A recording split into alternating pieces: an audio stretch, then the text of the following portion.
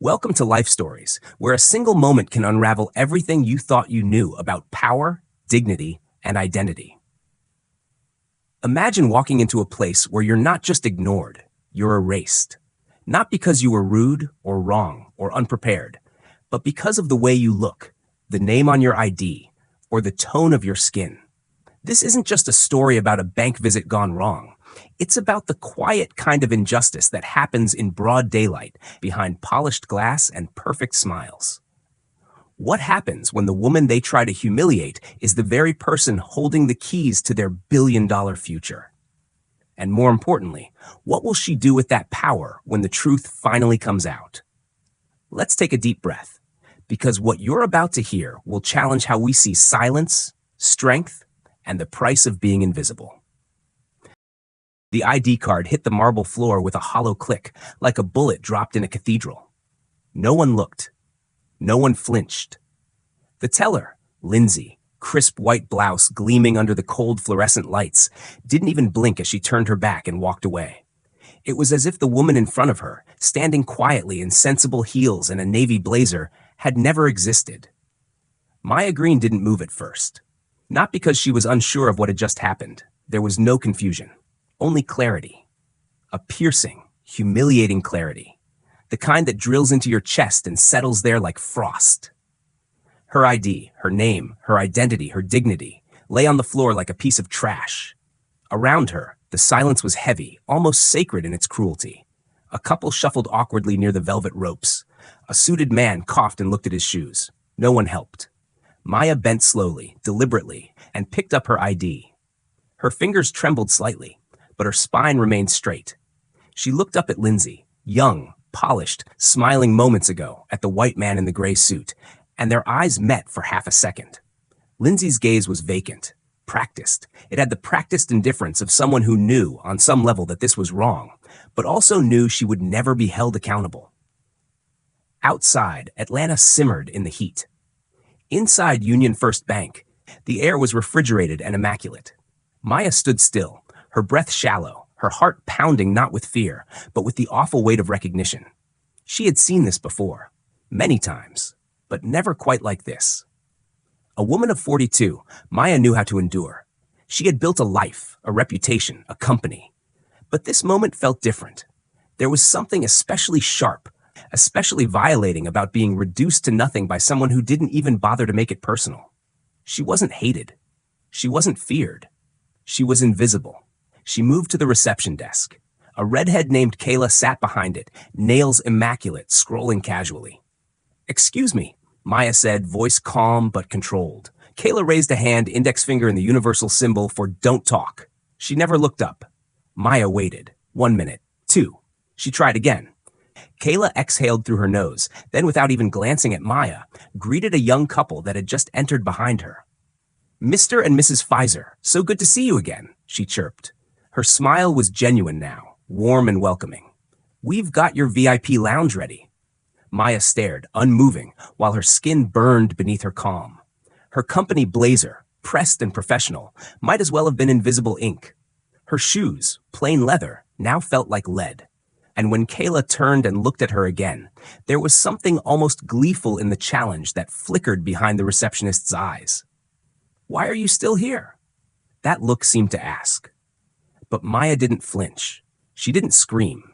She didn't walk out. She stood there, letting the quiet shame settle around her, letting herself absorb it fully. This wasn't the first time, but something in her told her it would be the last. Because Kayla didn't know that the woman she had just dismissed had signed a contract last week. A $2.3 billion deal. A deal that would redefine Union First's public image. And Kayla certainly didn't know that Maya Green was the CEO behind that contract.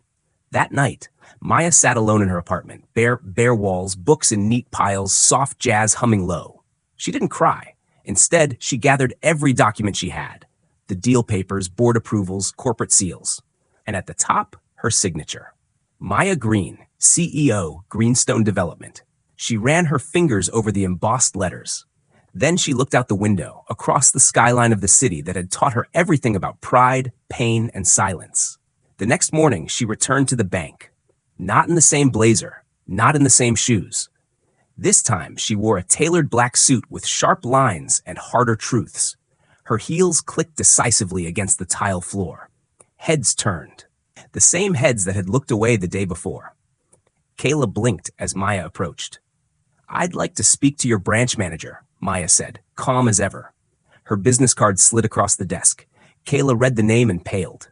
She disappeared into the back.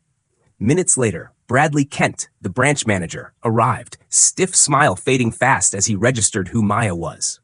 "Miss Green, aye," he began, but Maya lifted a folder and laid it gently on his desk. "These are the documents confirming my company's status as your strategic partner on the downtown redevelopment contract," she said, her voice controlled, unshaking. "Your team's treatment of me yesterday was not only unprofessional, it was a direct insult to someone who holds your bank's future in her hands." Bradley's fingers trembled as he turned the pages. His eyes widened as he saw the signatures. One was his own. What came next was not a shouting match, not a scandal splashed across headlines. It was something much colder, more lethal. Maya left that office without raising her voice, but having shifted the ground beneath the entire institution. Within hours, the regional VP's inbox was on fire. The internal compliance team had been activated. Surveillance footage was reviewed. Names were taken. That evening, while the staff scrambled behind the scenes, Maya sat quietly in her living room, a glass of wine untouched beside her. She didn't feel victorious. She felt hollow, because even a billion-dollar deal hadn't spared her from being treated like a nobody.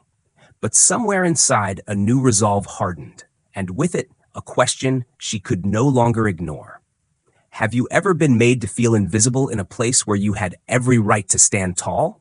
What would you do if the very system you helped build turned its back on you? What Maya did next wouldn't just shake a bank. It would spark a movement and expose the quiet rot hiding in plain sight. Bradley Kent's office door closed behind her with a hushed thud, but the silence inside Union First Bank had changed. It was no longer indifferent. It was uneasy. Maya felt it in the way whispers stopped as she passed, in the way eyes darted away a second too late. Something had cracked, not in her, but in them.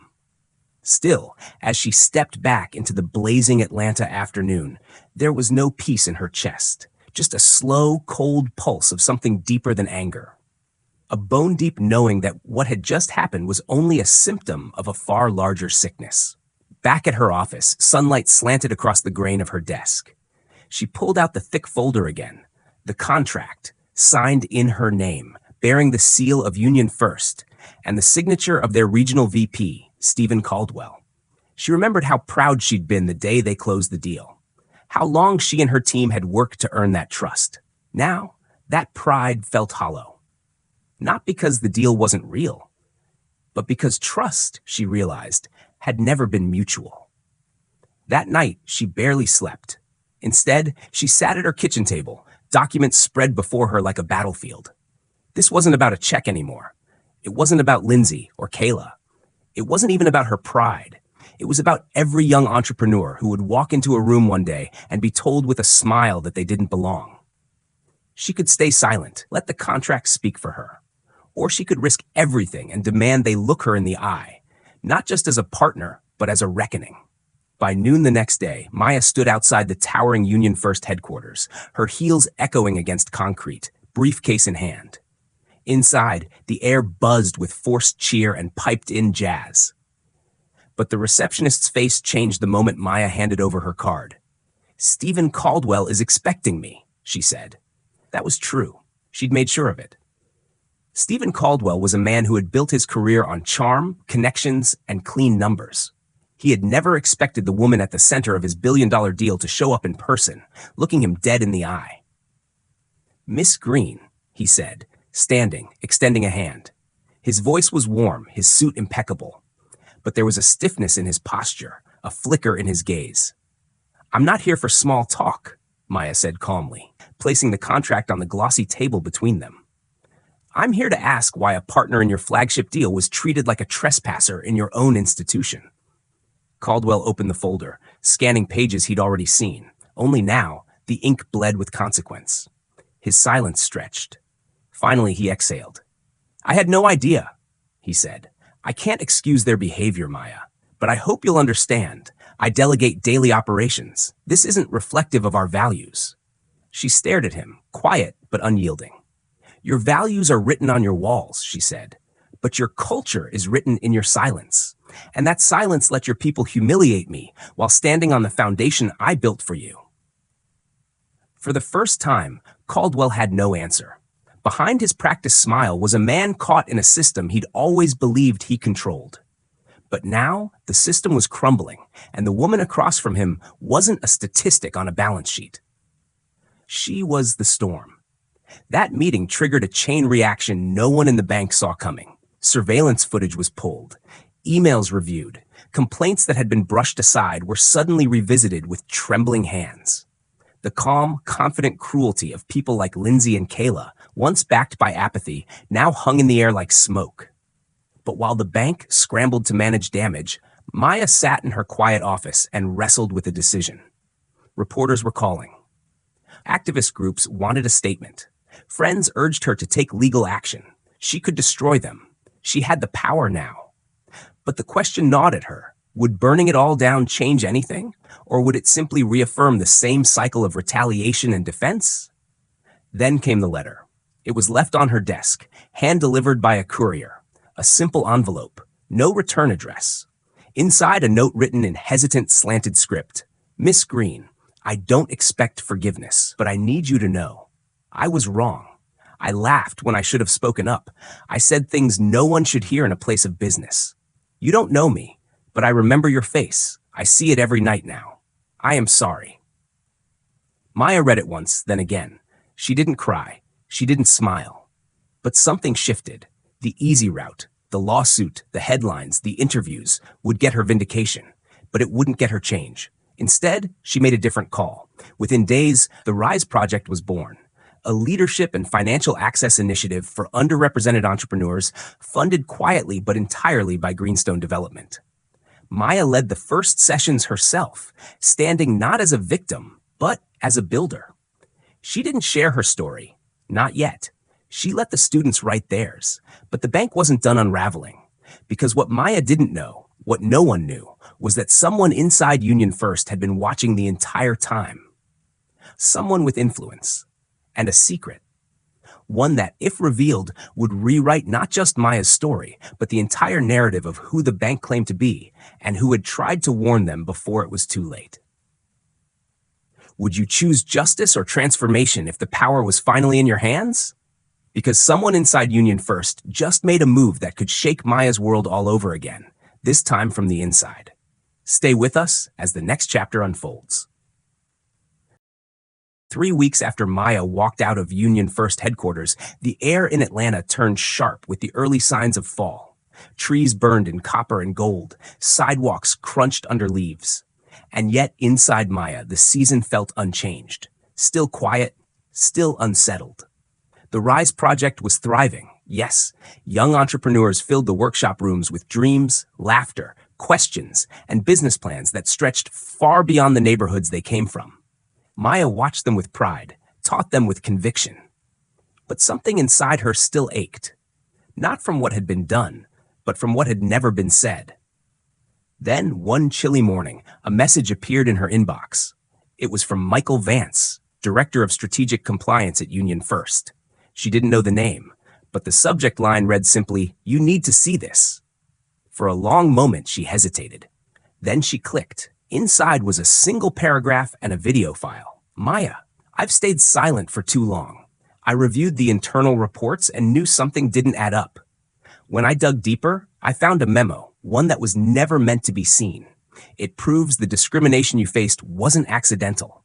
Someone flagged your account before you even walked through the door. Someone wanted you stopped.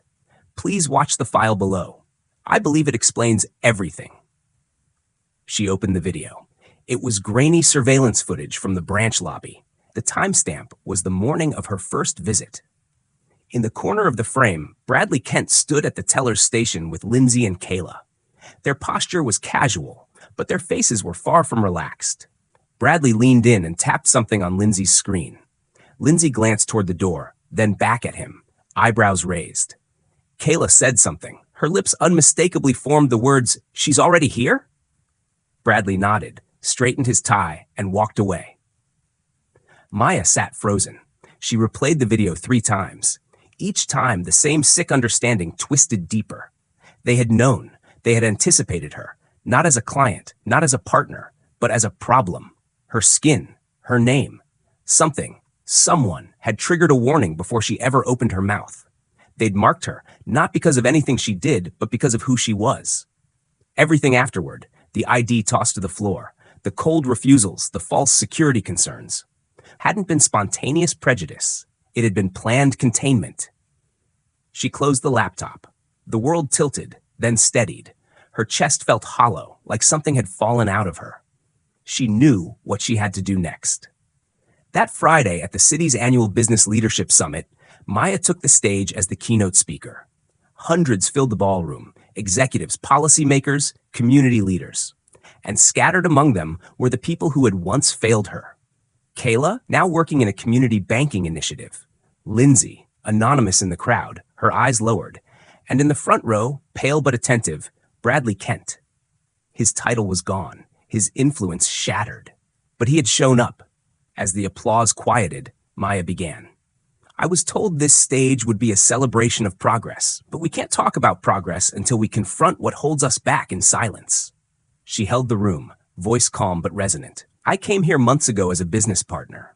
I left as a cautionary tale. And in between, I was reminded that it doesn't matter what contract you sign. Your skin might still walk in before your name does. A rustle moved through the audience. No one dared move. I didn't come here to relive that story, Maya continued. I came here to finish it. She paused, then reached into her folder and lifted a single printed frame from the surveillance footage. The moment Bradley tapped Lindsay's screen, she held it high. This is what systemic bias looks like. It doesn't shout. It whispers behind glass. It wears a tie and smiles while it's locking the door from the inside. Gasps rippled. I was never going to sue Union First, she said. But when I learned the truth, I realized something more important. This isn't just about punishing the past. It's about preventing the next Maya from ever being flagged before she speaks. She stepped down from the podium and walked to the front of the stage. Injustice survives on silence. So today, I ask every leader here to go back and open your own records. Ask the hard questions. Find the invisible filters you've built. Then tear them down. The room erupted. Not in applause, but in stillness, the kind that meant they'd heard her. That night, Maya walked alone through the city streets, cool air brushing her skin. She stopped outside Union First's flagship branch and stared through the glass. A new receptionist sat behind the desk. The marble floors shone. A poster for small business loans hung in the window, now featuring 3 faces, Black, Latina, and Asian, smiling toward the camera. Superficial, maybe, but something had shifted. As she turned to leave, a figure stepped from the shadows. Bradley. I didn't ask for a meeting, she said quietly. I know, he replied. I just wanted to say, I didn't stop them, and that makes me worse than if I had started it. Maya looked at him, searching for sincerity. She found it. Do better, she said. Not because of me, because of the next woman who walks through those doors. He nodded. I will. Then, just as he turned to go, he stopped. One more thing, he said. That flag on your account, it didn't come from the branch. It came from corporate. Caldwell signed off. Maya's breath caught. Stephen Caldwell? The man who had welcomed her with charm, apologized with grace, and pledged reform. It had been him all along. By Monday morning, Caldwell had resigned. No statement, no denial, just gone. Maya didn't celebrate. She didn't gloat. She walked into the Rise Project, sat down beside a teenage girl writing her first business pitch, and began reviewing her numbers. Because the real victory, she knew, wasn't in a resignation. It was in this quiet room where dreams no longer had to wait for permission. How did this story affect you personally, and what emotions did it stir in you? If this story moved you, comment 100 below. Tell us, where in the world are you watching from? Share this video with someone who needs to believe in justice and quiet power. Thank you for watching Life Stories.